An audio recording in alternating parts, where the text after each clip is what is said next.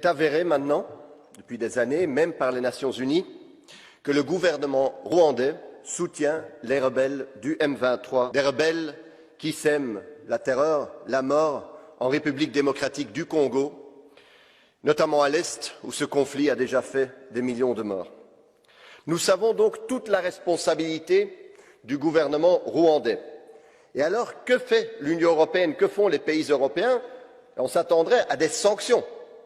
Que nous respectons la souveraineté congolaise, mais en réalité, notre politique, l'entrave et la sape, est inacceptable. Il faut cesser ça tout de suite, parce que nous avons besoin, et les Congolais ont besoin de paix aujourd'hui.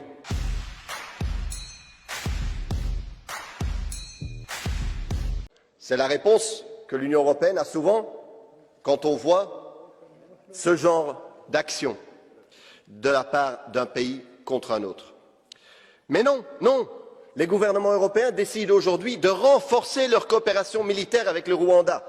La France, notamment, annonce un renforcement de sa coopération militaire. L'Union européenne va donner 20 millions au Rwanda pour sa participation au Mozambique. Et les États-Unis, vous le savez, depuis longtemps, sont un partenaire très important du Rwanda.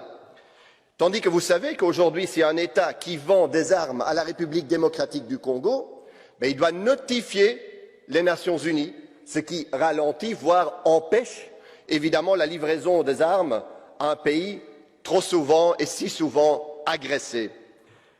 Cette politique, où on dit en mots, en paroles, que nous respectons la souveraineté congolaise, mais en réalité, notre politique